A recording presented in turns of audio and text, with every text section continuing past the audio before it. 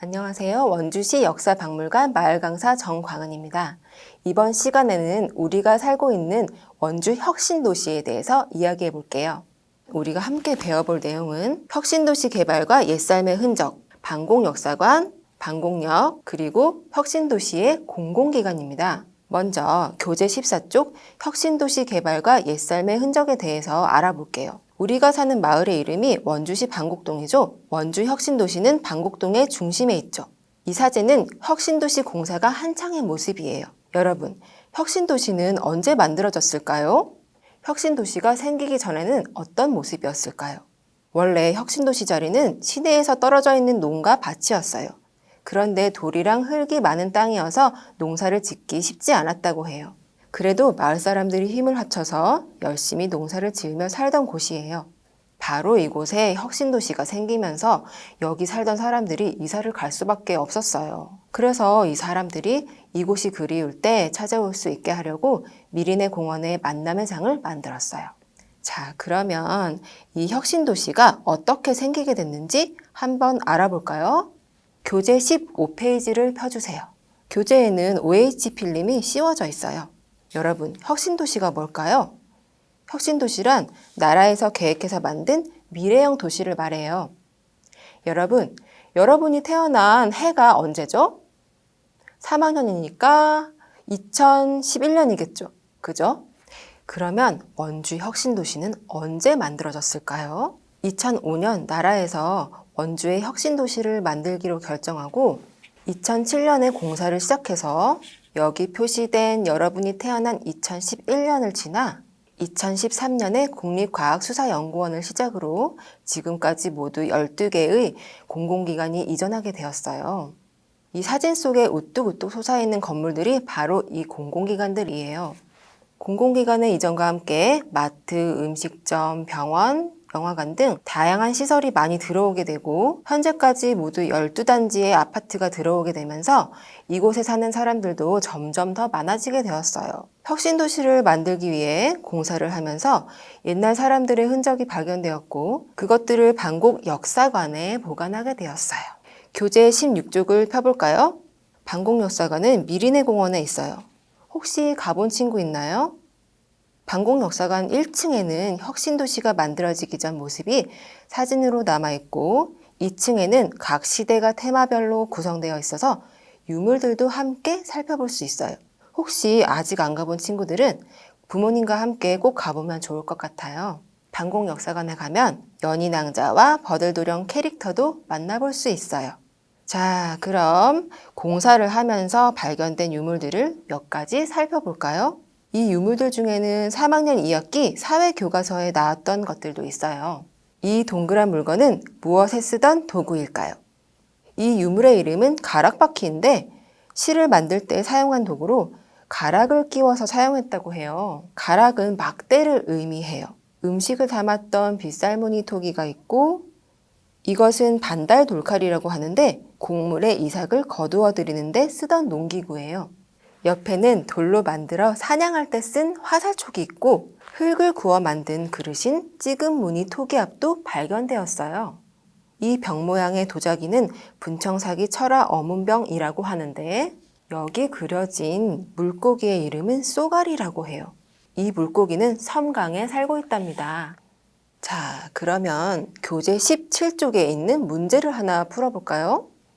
그림을 보고 도구 이름을 보기에서 골라 적어보세요. 왼쪽 버들도령이 이것을 사용하니 곡식의 나달이 흩어지지 않는구나. 너무 좋다. 라고 말하고 있네요. 이 버들도령이 곡식을 수확하고 있네요. 이때 사용된 도구는 무엇일까요? 정답은 바로 반달돌칼이에요. 자, 그럼 오른쪽에 있는 연희낭자가 무엇을 하고 있나요? 연희낭자가 이것으로 실을 뽑아 버들도령 생일날 예쁜 옷을 만들어줘야지? 실이 엉키지 않아 좋네 라고 말하고 있어요. 그림을 보면 가느다란 실이 돌돌 감아져 있고 막대 끝에 동그란 무언가 꽂혀 있죠. 이것은 무엇일까요? 맞아요. 가락바퀴예요. 여러분 모두 잘 풀어주었어요. 교재 아래쪽에 빗살무늬 토기와 분청사기 철화 어문병 그림이 있어요. 예쁘게 그림을 완성해 보세요. 이제 다음 이야기를 해볼게요. 방곡동 혁신도시에는 역이 하나 있어요. 혹시 이 역의 이름 아는 친구 있을까요? 맞아요. 바로 방곡역이에요. 교재 18쪽을 펴볼게요. 혹시 방곡역에 가본 친구들 있나요? 방곡역 앞에는 엄청 큰 나무가 있죠. 봄에 예쁜 벚꽃이 피는 벚나무예요. 이 벚나무는 1960년대에 역에서 일하시던 분이 어린 나무를 심었는데 벌써 60년이라는 시간이 흘러서 이렇게 커다란 나무가 되었어요. 방곡역은 일제강점기 때 치역산 나무를 베어서 옮기려고 만들게 된 역이랍니다. 그리고 여러분, 방곡역이 문화재라는 사실 알고 있나요? 방곡역은 대한민국 근대 문화유산 등록문화재 165호로 지정되어 있어요. 방곡역은 예전에는 열차가 한동안 다니지 않다가 2014년에 혁신도시가 생기면서 열차가 하루에 8번 서는 간이역이에요. 하지만 아쉽게도 이제 2020년까지만 운행을 하게 되었어요. 앞으로 관광지로 새롭게 변신할 예정이라고 하니 우리 마을의 반가운 소식이기도 해요. 자, 이제 마지막으로 공공기관에 대해서 이야기해 볼게요. 교재 20쪽을 펴주세요. 선생님이 아까 방곡동에 혁신도시가 생기면서 모두 12개의 공공기관이 이전했다고 이야기해 주었죠? 자, 그럼 이 공공기관은 무엇을 의미할까요? 공공기관은 사람들이 편리한 생활을 할 수 있도록 도와주기 위해 나라나 고장에서 만든 기관을 말해요. 혁신도시에는 행정복지센터를 포함해서 모두 13개의 공공기관이 있어요. 자, 그럼 우리 여기 문제 한번 풀어볼까요? 공공기관이 하는 일을 읽고 건물 붙임딱지를 붙이고 빈칸을 채워볼게요. 교재 33쪽에 있는 붙임딱지를 사용해 주세요. 국민들이 건강하도록 질병을 예방하고 진단하며 의료보험을 운영하는 곳은 어디일까요? 정답은 국민건강보험공단이에요. 광물자원을 개발하고 연구하며 경제활동을 지원하는 곳은 바로 한국광물자원공사예요. 탄광개발로 훼손된 환경을 되살리고 문을 닫은 탄광지역 사람들의 생활을 도와주는 곳은 바로 한국광해관리공단이에요. 마지막으로 우리나라의 관광지에 대해 연구하고 국내 여행 관련 정보를 안내하는 곳은 바로 한국관광공사예요. 모두 잘 풀어보았나요? 이 밖에도 교재 20쪽에 혁신도시에 있는 공공기관에 대한 설명이 나와 있으니 한번 읽어보면 좋을 것 같아요. 참, 여러분이 4학년이 되면 사회시간에 공공기관에 대한 내용이 나온답니다.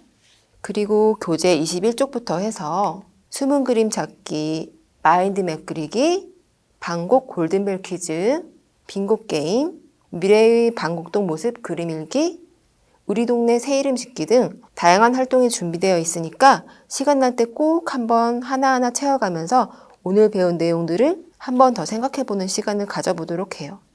이렇게 해서 원주 방곡동의 중심인 혁신도시에 대해서 모두 알아보았어요. 선생님과 함께 공부하면서 어떤 것을 느꼈나요?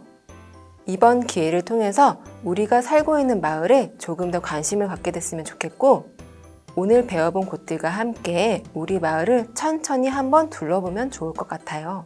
그리고 다른 지역에 사는 여러분의 친척이나 친구들이 원주에 놀러 왔을 때 우리 마을을 자신 있게 소개해주면 더 좋겠죠? 이번 수업은 여기까지입니다. 다음 기회에 또 만나기를 기대할게요. 안녕!